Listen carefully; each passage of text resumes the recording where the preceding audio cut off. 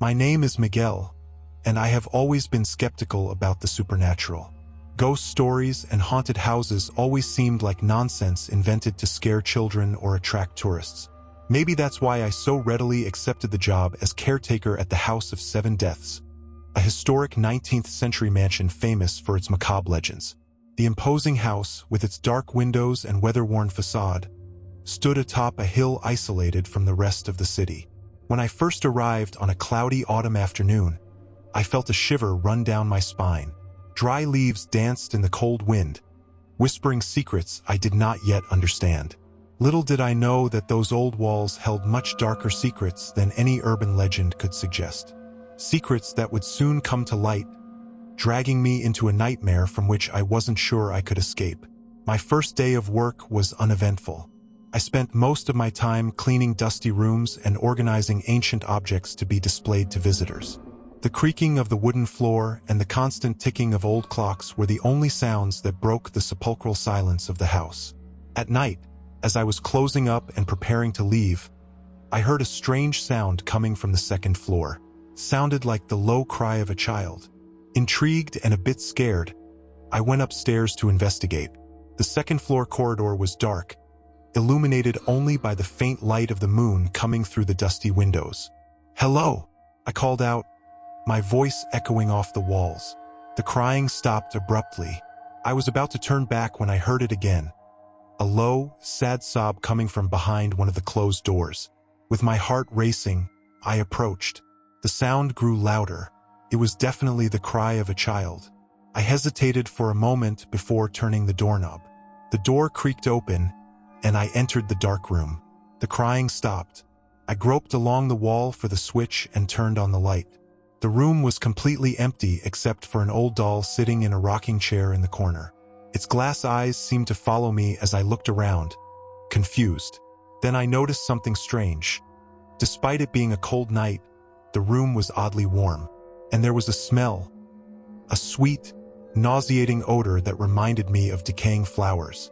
I quickly left, closing the door behind me. I tried to convince myself that I had imagined everything, but a sense of unease settled in my stomach. In the days that followed, strange things began to happen more frequently. Objects moved on their own during the night. Sometimes I heard footsteps on the upper floors even when I knew I was alone in the house. And then there were the dreams. Every night, I dreamed that I was trapped in one of the house's rooms, surrounded by shadows whispering my name.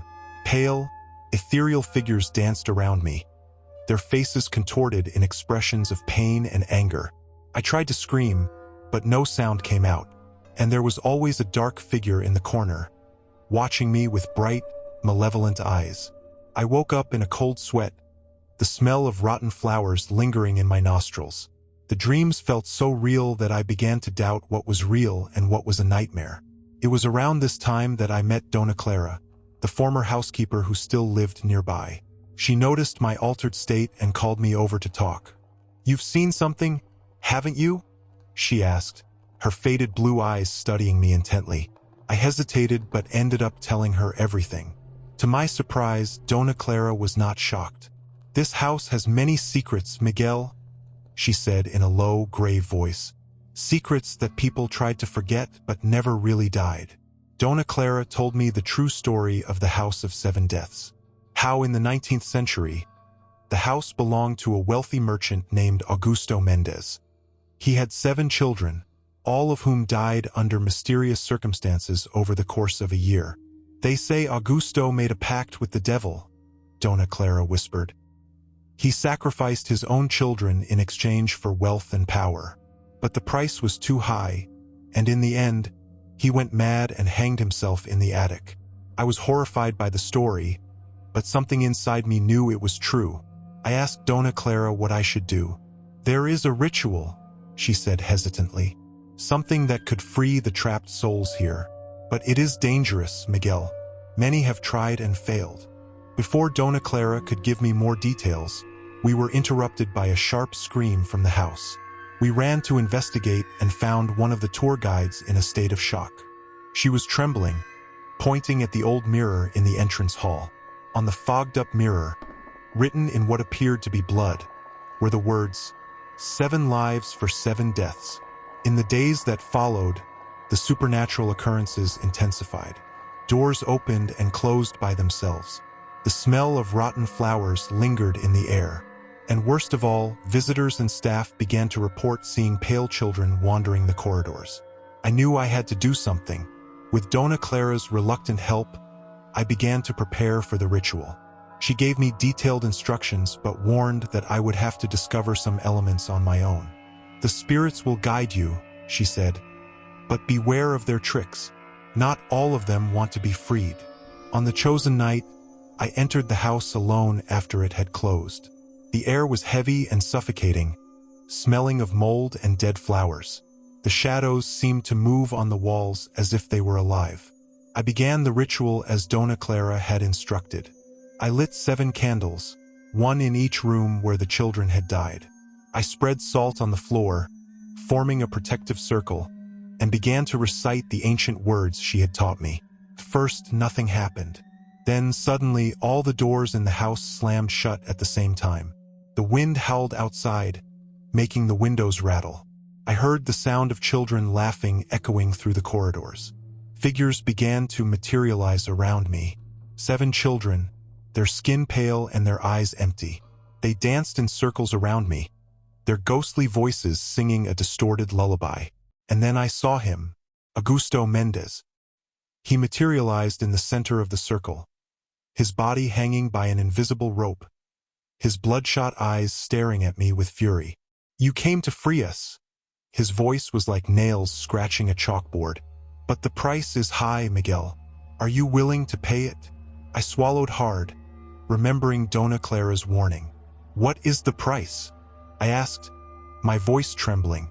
Augusto smiled a cold, joyless smile. "Your sanity for our freedom. A living mind to free the dead." I realized then the true horror of the situation. To free the spirits, I would have to join them in their eternal madness, lose my mind so they could find peace. For a moment, I considered running, but then I remembered all the suffering, all the pain those innocent souls had endured. Could I really leave them trapped in this purgatory for another century? With a heavy but determined heart, I nodded. "I accept." Augusto's smile widened impossibly. He and the children advanced, their ethereal hands reaching out towards me. I felt a searing pain in my head as if my brain were being torn to pieces. There was a blinding flash of light, and then darkness. When I opened my eyes, I was lying on the floor of the entrance hall. The candles had gone out, and the circle of salt was intact. For a moment, I thought it had all been a hallucination. But then I noticed something different. The world around me seemed distorted. The walls seemed to breathe, objects took on impossible shapes. And I could hear voices, hundreds of them, constantly whispering in my mind. I staggered out of the house, my head throbbing. The world outside seemed normal, but I was no longer the same. Pieces of my memory were missing, replaced by memories that weren't mine. I saw myself playing in rooms I had never known, feeling the pain of deaths I had never experienced. In the days that followed, I realized that I had fundamentally changed. I could see and hear things that no one else could. The ghosts of the House of 7 Deaths were no longer mysterious to me. I could see them clearly, talk to them. But the price was high. My sanity was constantly on the brink of collapse. Reality and hallucination blurred, and I was never sure what was real and what was a figment of my disturbed mind. Then, one night, I saw a familiar face. Dona Clara was standing in the garden of the house, watching me. But there was something different about her now, a supernatural glow in her eyes. She smiled a smile that was not entirely human. "Welcome to the family, Miguel," she said. "You did better than most." It was then that the terrible truth hit me. Dona Clara was not just a former housekeeper. She was the guardian of this place, the jailer of lost souls. And I was her newest acquisition. "Don't worry," Dona Clara continued, her smile now cold and cruel. "You have many years to get used to it, and who knows, maybe one day you'll take my place." And so my new existence in the House of 7 Deaths began. Trapped between sanity and madness, the present and the past. I wandered the rooms, sometimes talking to the ghosts of the children, other times lost in memories that weren't mine. Visitors and staff see me as the eccentric caretaker who talks to himself and acts strangely. Some are afraid, others pity me. Few suspect the truth, that I am the reluctant guardian of the dark secrets of this house. Sometimes, when the night is particularly quiet, I go up to the attic where Augusto hanged himself. I feel his despair, his overwhelming guilt, and for a brief moment, I understand what drove him to make that terrible pact. And you, dear reader, who have read this far, the next time you pass by the House of Seven Deaths and feel an inexplicable chill or hear children's laughter when there are no children around, remember, not all the inhabitants of this house are in the history books. Some of us are still here, trapped between worlds, trying to atone for the sins of the past while protecting the living from horrors they cannot comprehend. But be careful what you wish to see or hear, for in the House of Seven Deaths, the line between sanity and madness, between life and death, is thinner than you imagine. And once you cross that line, there is no turning back. So the next time you visit the house and feel a cold hand touch your shoulder or see a pale face watching you from a window, stop for a moment. You might see me standing quietly in the corner, watching with eyes that have seen too much. And perhaps, if you look closely, you'll see the glint of madness in my eyes, the price I paid to keep the horrors of the past imprisoned so the rest of the world can sleep in peace. Welcome to the House of Seven Deaths, where the past never dies and where the shadows of lost children dance eternally in the corridors of time.